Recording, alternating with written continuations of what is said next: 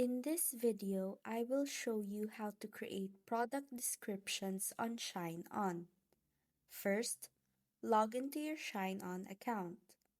On the left side of the screen, click Catalog and browse through the products.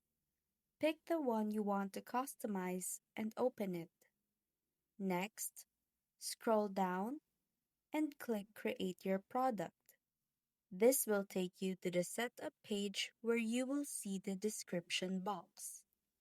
Now, this part is really important.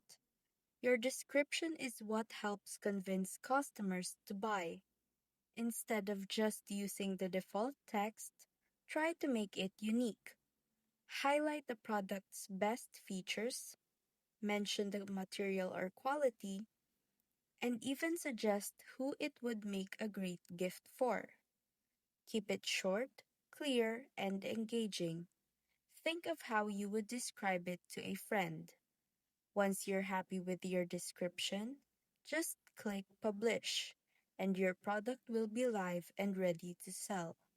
And that's how to create product descriptions on ShineOn.